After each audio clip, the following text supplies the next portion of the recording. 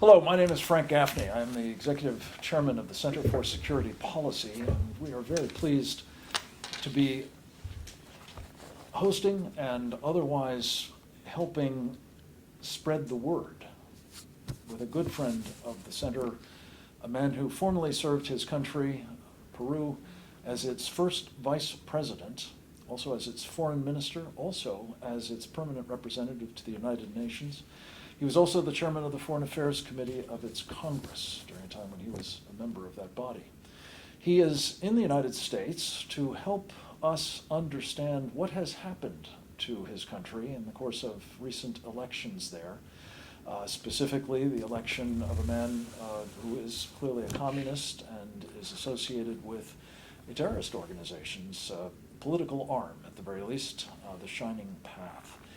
He's a thoughtful, articulate, and I think very impressive human being who, among other things, knows a lot about the terrorism that is now once again on the rise in his country, because he was held hostage for 4 months in the Japanese ambassador's residence back in 1996 and 1997, and very narrowly escaped death at the hands of the MRTA, a now ally of the Shining Path, another terrorist organization. To tell his story would take longer than we have, but to shed light on what is going on in his country, we have time for, and I'm very pleased to welcome Francisco Tudela for that purpose. We are joined as well by the chairman of the Center for Security Policy's Advisory Board. He is former House Intelligence Committee Chairman, and then Congressman Pete Hoekstra. He went on to become an ambassador of the United States to the Netherlands. He also is a man of great acumen about international affairs, and we're anxious to have his thoughts on how the United States should look at and respond to these developments in Latin America, both inside Peru itself and those that are likely to flow for the region and for our own country. Mr. Vice President, it's great to have you with us. Thank you very much for joining us for this special program, and the floor is yours to tell us a little bit about all of those subjects. Well, I think that the main story is that a Marxist-Leninist Maoist party has won the elections in Peru, has taken office in July. This Marxist-Leninist party called Peru Libre is a party that has strong links to sectors of the Shining Path, to the political arm Movadef. President Pedro Castillo, who was elected by that party and is now president of Peru, was the founder of FUDEP, that is a magisterial union from the political arm of Shining Path that is called the Movadef. At the same time, members of this political party that now rules Peru, according to the National Procurator, may have financed the campaign, the electoral campaign, with resources supplied by the military arm of the Shining Path in the Vrime zone. This is a very grave accusation, but the National Procurator believes it's a sound accusation, and so they are going on with the necessary investigations. This government has given signals, strong signals, of the new alignment in world politics. They have they have signed an agreement with Russia, so Aeroflot, the Russian state airline, come back to South America. The fact is that the only destiny of Aeroflot under that agreement is Lima, via Havana. That means that the shuttle has been established for the cooperation between Cuba and Peru. At the same time, in a startling speech of 6 minutes, the new president announced that he would establish a plant to make the Sputnik V Russian vaccine against COVID-19.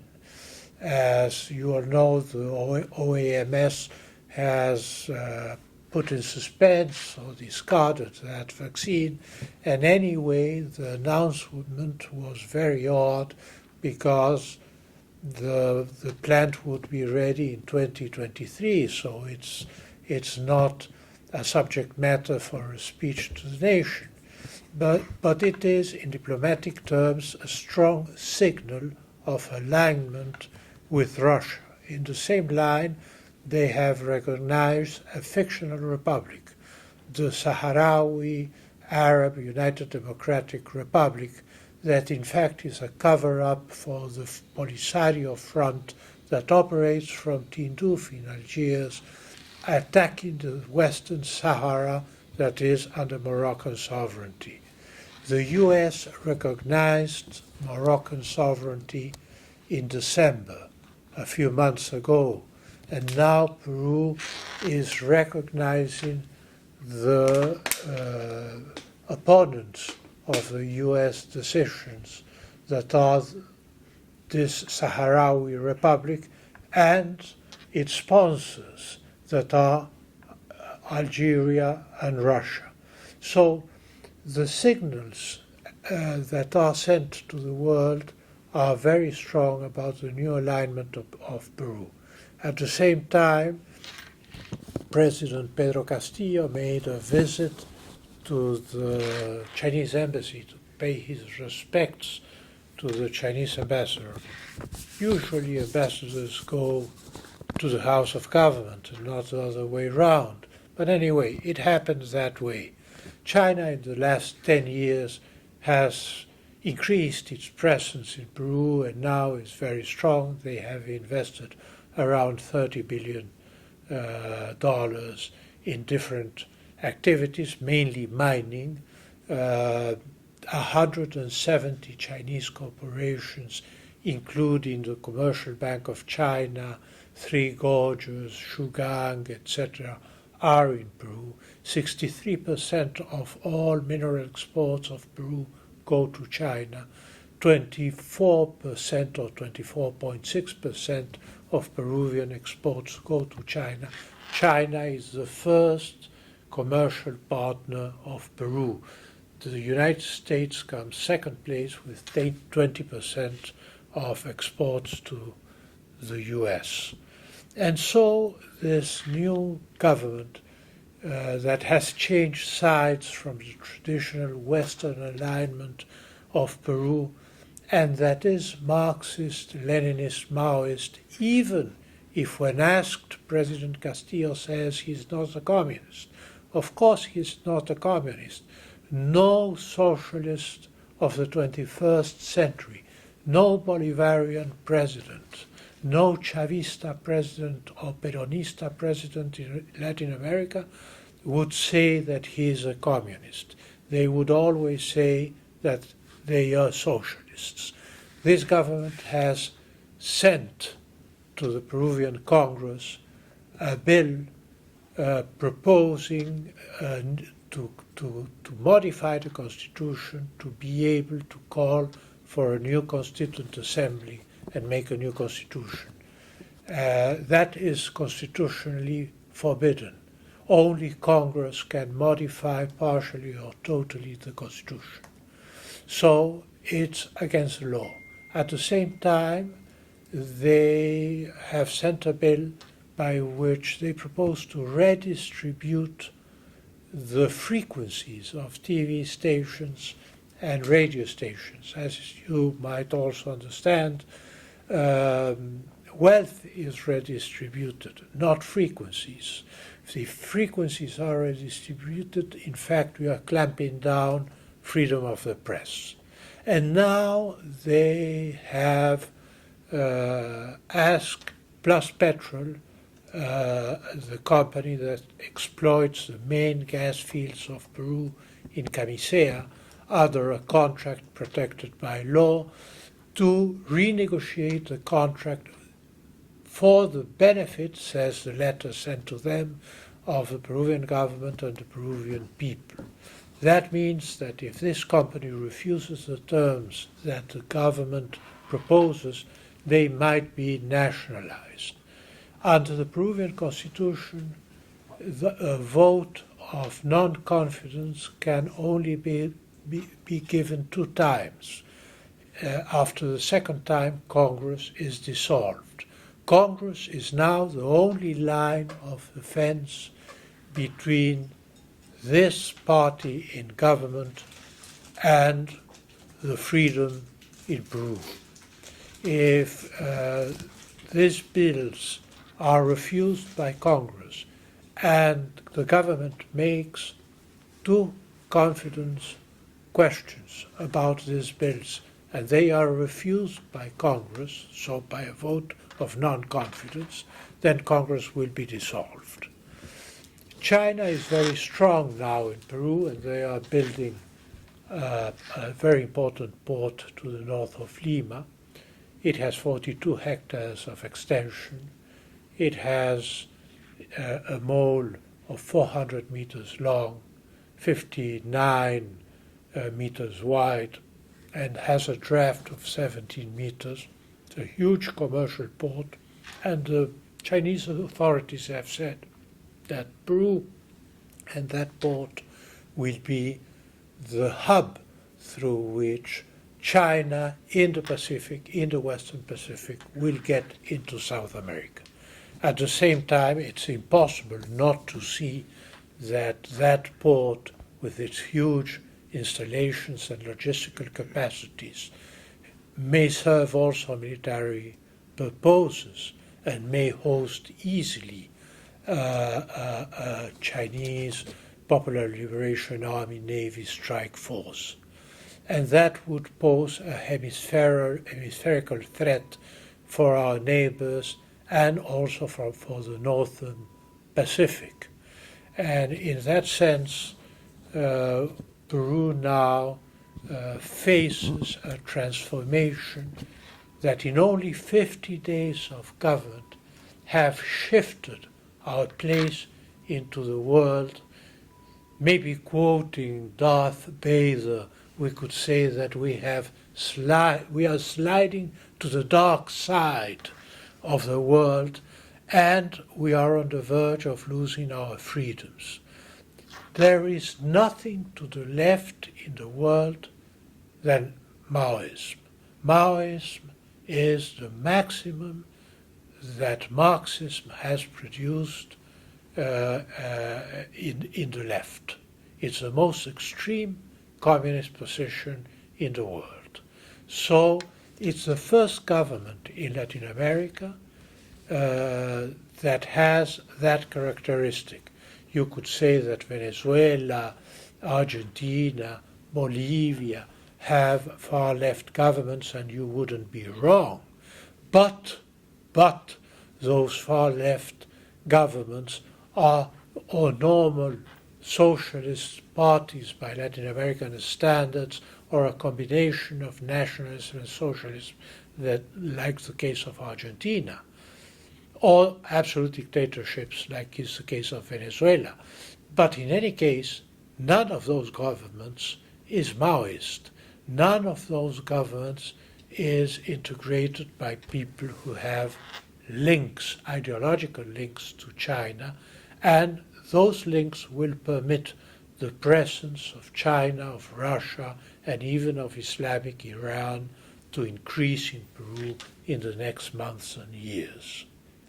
And at the same time, Russia, who has been a traditional provider of weapons for our armed forces, sees its role increased. They have supported the Castillo campaign through Russia Today, through the TASS, the state press agency, and the policies, as the Chinese policies, are of absolute support of this regime.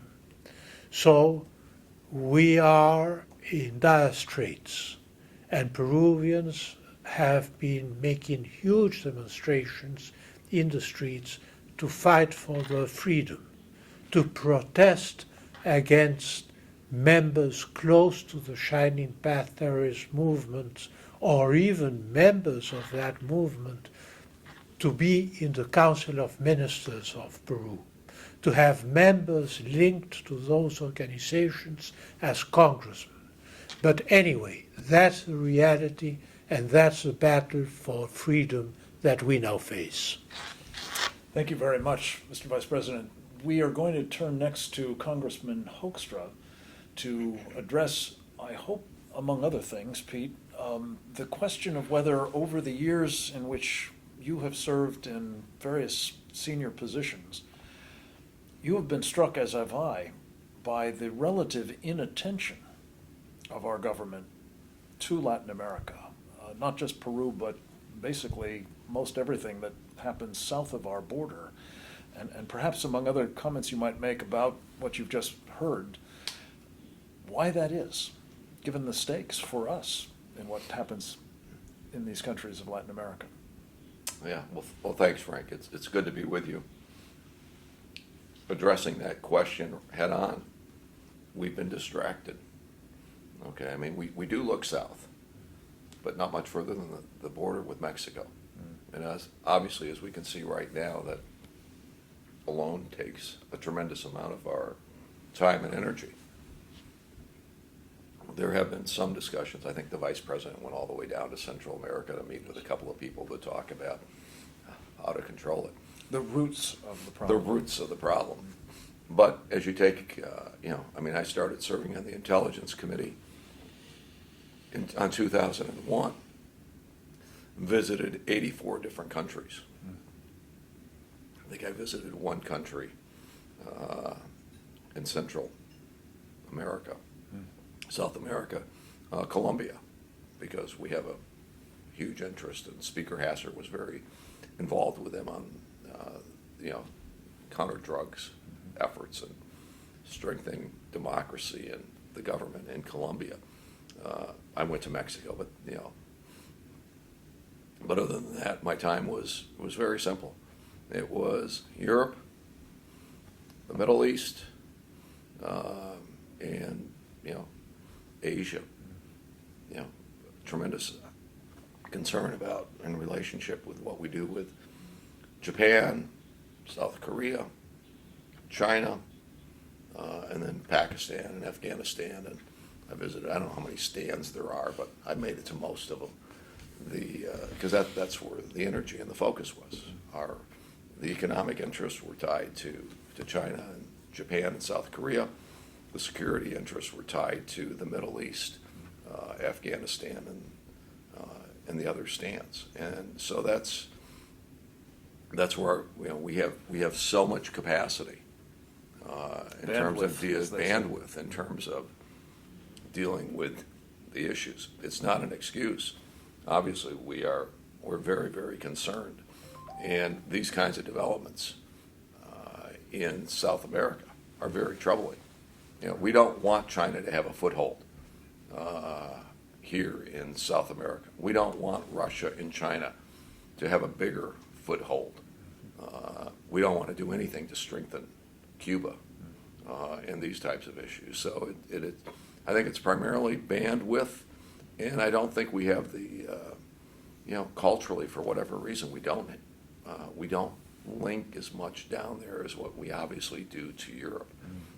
And in many ways, it's as important to us from a security standpoint. I mean, we know how China and Russia feel about us being in their backyard. Right. They don't like it, and they will do everything that's the central point. And they will do everything they can to make it difficult for us. And in fact, it may have something to do with this play by them. Oh, absolutely. In our midst. And so and we should be as concerned about them being and making that kind of a presence in that part of the world as what they are as we work in Europe. I spent 3 years in Europe. they don't like us messing around in Ukraine and some of these other places. They think that that's their backyard, and the U.S. should stay out. But what they are doing there in Peru, and it provides them an access point for them to move forward. And I'll just add one other thing. They have a consistent foreign policy. All right? It's kind of like, we know what we want to do for China. We know what we want to accomplish in Asia. A grand strategy. A grand strategy. And they adhere to it. And they just continually, year 1, year 2, year 5, year 7. They maybe tweak it. Okay, they maybe tweak it a little bit from what they learn to make it more effective. But we go from strategy A in Europe or in the Middle East, and maybe 4 years is the case with President Trump. We had a Republican president for 4 years, Biden for 8, Bush for 8 years. But the longest that we've had a consistent foreign policy, in the last 20 years, has been 8 years. There used to be more of, okay, this is our foreign policy, and we'll tweak it a little bit for Republicans and Democrats. But really, since 9/11, when we get a new administration, we do a total about-face, which means that Most dramatically in this last transition. most dramatically Trump in this to Biden. last transition. But when you're changing, number one, you lose all the momentum that you had. We just heard about this at a seminar that was run by CSP about how we had Iran on the ropes, and all of a sudden now they're flush with cash. Why? Because a change in the Biden administration. So we lose our focus, we lose our impact, we lose our momentum. We go in a totally different direction. The second thing that happens with that, not only do we not accomplish much, the second thing that happens is we lose the trust and confidence of our allies. Yes. Because they're wondering, you get a new president in place, and the longest you may have a foreign policy is 4 years. And that's on the day they come into office. A year later, it's kind of like, well, this foreign policy may only survive for 3 more years. America has an election, and it will change dramatically. So limited bandwidth, limited success, says that a whole continent, South America, can be ignored. Yeah. It's scary. I have a suggestion for you based on all of this, Yes. Mr. Vice President. You need to rename your country Perustan. I wouldn't do. This I wouldn't. might get you a little bit more attention. I'm joking, but I do wouldn't want to do ask that. you a question about that, because among the foreign influences that are now operating in your country, as we talked about in a recent program with Joseph Humeyer, is the very country the last seminar or webinar was about, namely Iran and Hezbollah, and the forging of an axis, if you will, a red-green axis, we call it, between the communists on the one hand and these Islamists on the other, and whether this isn't simply yet another reason why we had better be very alive to the fact that with our open borders and the prospect of considerable migration from your country here, as well as the international drug cartels and so on, we are looking at decidedly the prospect of more terrorism from this quarter, and more reason than ever to be paying attention to it. Well, there is Iranian presence and Hezbollah presence in Peru. It's in a very poor province in the south of Peru, in Apurimac. They have constructed or engineered a Peruvian political party called Incarri Islam, because Incarri is a myth of the return of the Inca, similar to the Shia myth of the return of the Prophet Ali. So it's more or less in the same line. But I would like to come back to what Pete has just said, and it's the subject of grand strategy. I do believe that, of course, there's a difference between the grand strategy of the US and the grand strategy of an authoritarian government like the one in Russia or a dictatorship in China, because a dictatorship can have, as an absolute monarchy, a grand strategy and a foreign policy that will not move through the years and decades, a permanent, constant foreign policy.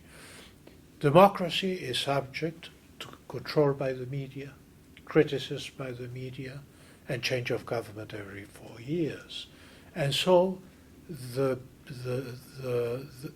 grand strategy survives in a democracy like the United States that is a world power only in its dominant lines, but not in a consistent way. And so what we feel in the world is that now there is a kind of retraction.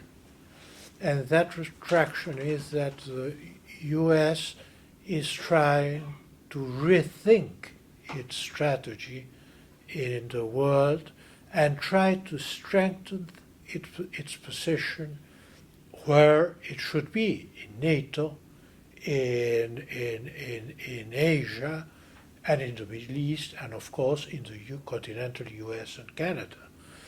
But the fact is that the counter policy, let's say of the Russians, is based on the expansion of NATO in the post-Soviet space, as you have described.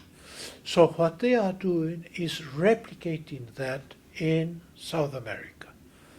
And the fact is that really free countries now in South America are Ecuador, without taking into account Central America, Ecuador, Brazil, and Chile. Those 3 countries will have presidential elections between November this year and May next year. If you have power shifts to the left in those countries, then the whole of Latin America will be shifting to the dark side. I think President Bolsonaro will face a very hard campaign next year, because he will not only face the criticism of the Brazilian media, but he will have to face the criticism of international media that will feed the Brazilian media.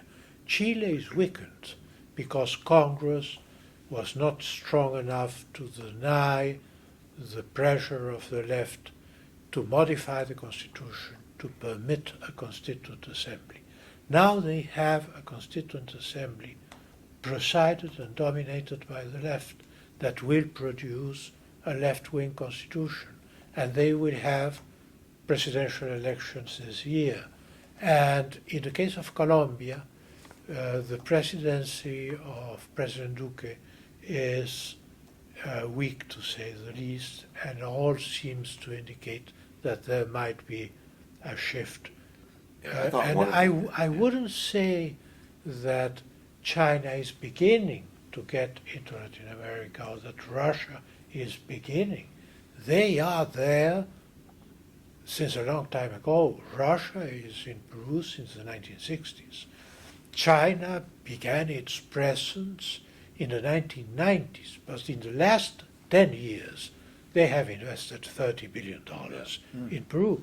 So in fact, what they are doing is consolidating the positions they have already acquired in Argentina, in Bolivia, in Peru, etc.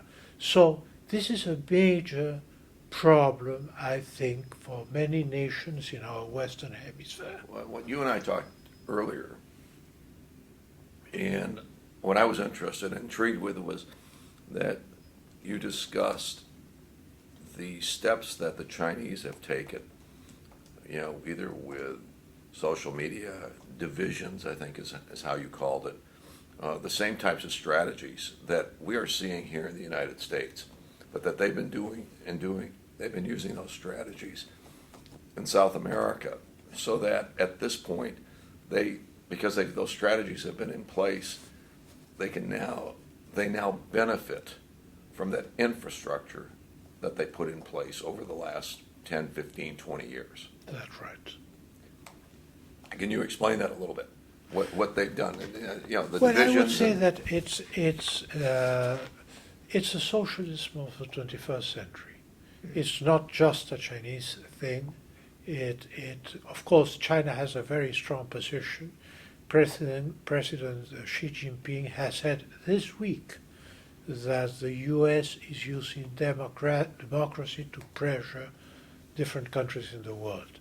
This sounds like an absurd concept, but it's not in that strategy of using nationalism, indigenism, what is called the molecular revolution, in which you mobilize different sectors of the population through the preferences or the position in relation to mining, ecology, whatever. And then you use that to pressure society and the media. So what is happening in the US in the field of political strategy has happened in Latin America. And the case of Peru is paradigmatic because President Castillo in the first round got 18% of the vote. But people were shamed in voting for his adversary, that was Keiko Fujimori, the daughter of President Fujimori. So the current of opinion, the demonstrations, etc., were about how are you going to vote for the daughter of a dictator, of a tyrant, whatever. Anyway, the pragmatic vote, the only way out of communism, was to vote for her.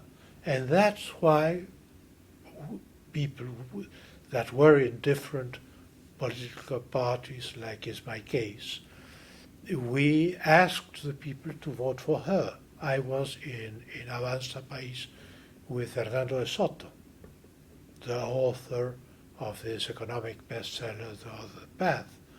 But nevertheless, the shaming of the population, the herding of the population towards the vote for President Castillo was so strong and supported by the media that finally he won the election with, let's say, a little help from fraud in different regions of Peru, and he won by 44,000 votes. That is nothing. Right. It's just marginal. And that's the A little reality help, we face. literally. Huh? A little help. A little literally. help, yes. That's all that's needed. And so the reality is that there are new techniques to use democracy to win power through democracy, but at the same time deny democracy. And that is supported by China, by Russia, and by Iran, that has, under the name of anti-imperialism, a very strong anti-American policy in South America. We should not forget that President Ahmadinejad of Iran was a friend of President Chavez and went to Venezuela to inaugurate together a plant of military munitions that Iran had constructed in Venezuela. And in the inauguration, Ahmadinejad said, two revolutions joined their hands. And he went also to the funeral of Chavez and gave a speech. So there are strong links between the let's say, the Islamic Revolution, the Chinese dictatorship, and the Russian policy of surrounding in a game of Go the United States.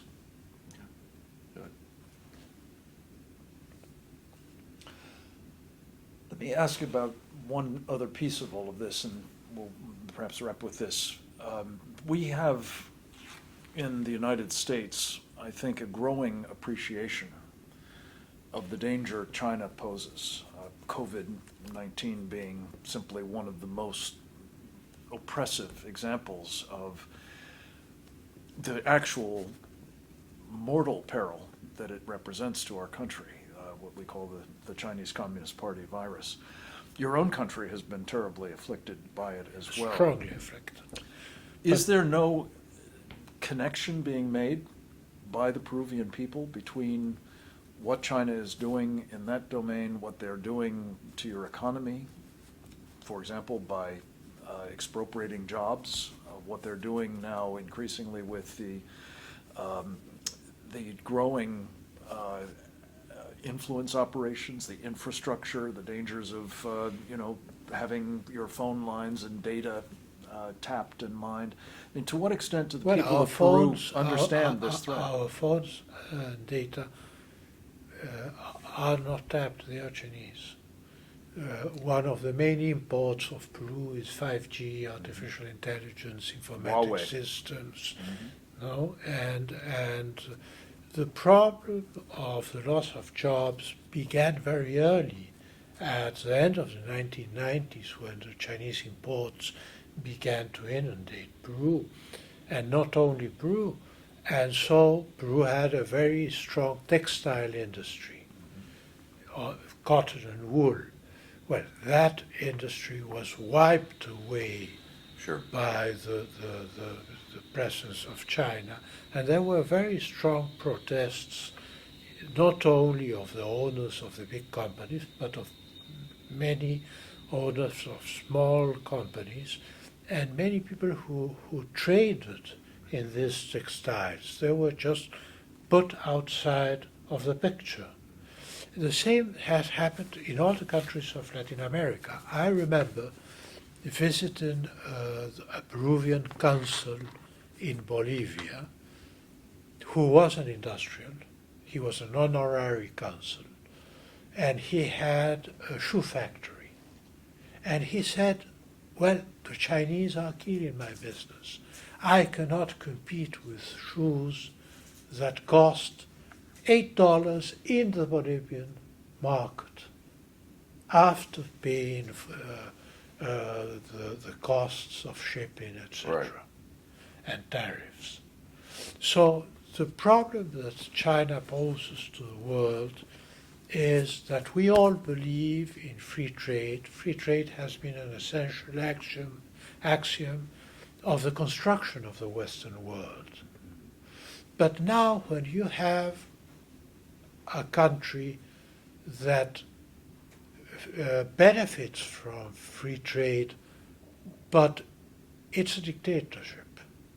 Doesn't practice it so much. It's ruled by a single party, has a president that is not elected by the people, and is elected under constitutional changes for life or for whatever term the party decided that he will rule, then you are in trouble because you are competing with a political opponent in the economic field. Right. And that is what's happening to the world. I don't know what the future will be. China, Napoleon said, quand la Chine se réveillera, le monde va trembler. When China will waken up, the world will shake. Well, that is happening. We are in the midst of that. I think that's right. Very definitely. Yeah. So Thank as you. you Yeah. look at this, just in Yeah. perhaps a concluding comment, Pete, what should we take away from the warnings that we're now hearing, that not just is Peru on a perilous trajectory, but that it may take with it basically the last of the countries in Latin America that are still part of what we think of as the free world? Is this the kind of mind-focusing development that should bring this hemisphere finally to the forefront of American policymaking, and do you think it will? Before it's too late. I was going to say, it may be too late.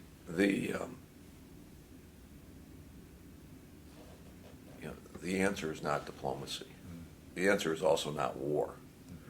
Okay, but the answer is to use our leverage and to force change. The Chinese have their plan to dominate 15, 20 different industries. And the way that they will do that is we will provide them the mechanism, free trade. And the funding. And we will provide the funding. And then Sometimes the technology as and well. then we may provide the technology. Other than that, we're okay. Right. But then what they will do is they will subsidize those industries on the Chinese part. They don't need to make money. I saw this in Europe. Huawei comes in and the country will say, I saw it with the Dutch. Some of the Dutch companies would say, Nokia and Ericsson, they came in with competing bids. But Pete, they were 20, 30, 40% higher. They weren't competitive. They weren't competitive. And, then you talk to Nokia and Ericsson and say, why are you not competitive? And they say, you look at these chips, you look at the equipment. They said, we know how much ours cost. We know how much it costs for Huawei or ZTE. There's no way that they can sell those products at those prices and make money. They don't have to. What they're doing is they're either going to get the business, or we're going to get the business at prices that either put us out of business or at least drain all of our research and development funds. Right. Meaning that we won't lose the business today, but we're not positioning ourselves for the next 2, 4, 6 years. And so This is kind of the economic warfare part of the what they're doing. unrestricted warfare Sure. they And waged against all of It's us. very important.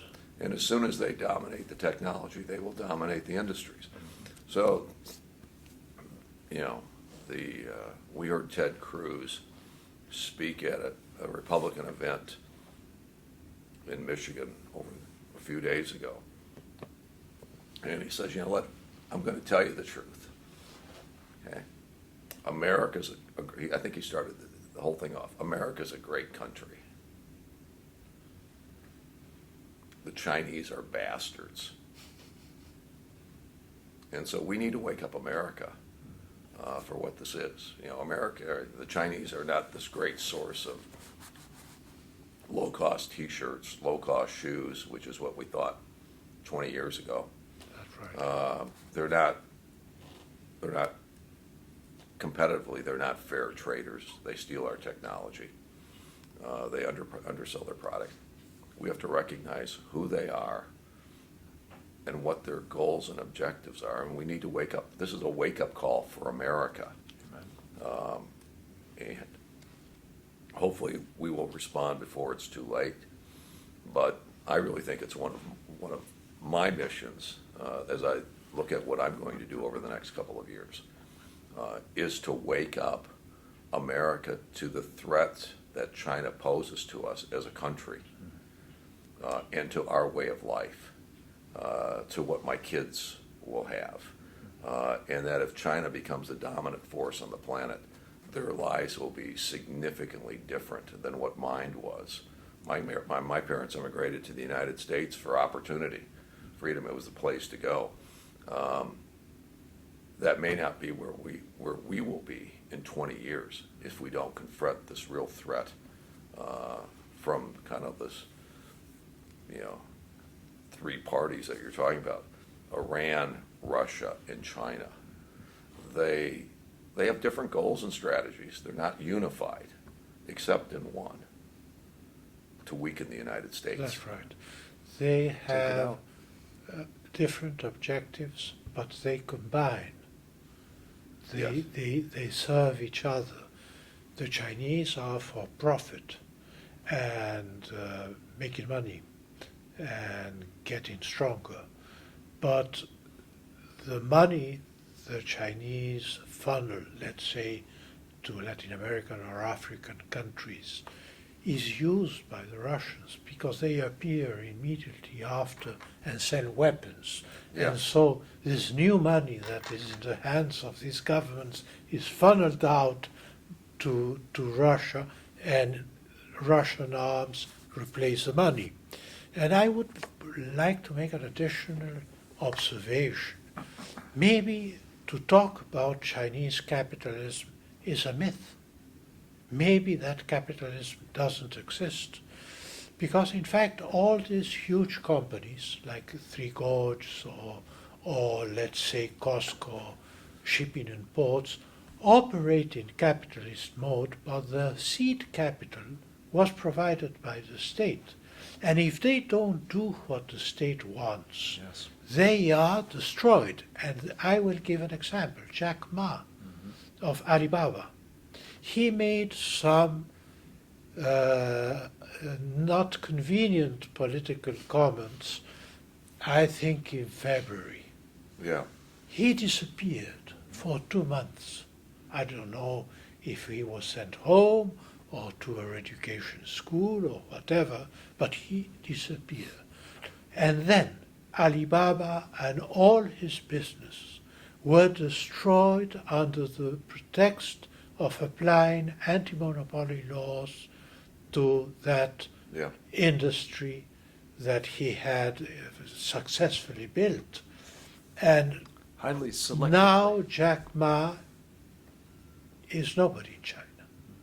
So what kind of capitalism is that in which the state provides the seed capital, you become a multimillionaire, you make a politically incorrect comment, and you're attacked by that state that Taken out. divests you Yeah. of your fortune and destroys you.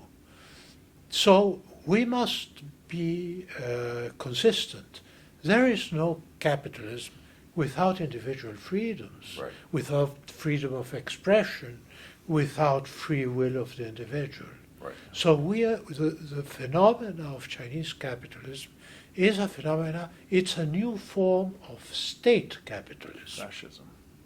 Exactly. It's an evil And the form same of state case capitalism. happens in Russia, because in Russia you have the system that the Russian state itself calls the vertical of power, and then all the different group of businesses, according to what they do, are united in consortiums that are linked to this vertical of power that directs the economy. So in fact, we are competing with different systems. Yeah. And that was my point.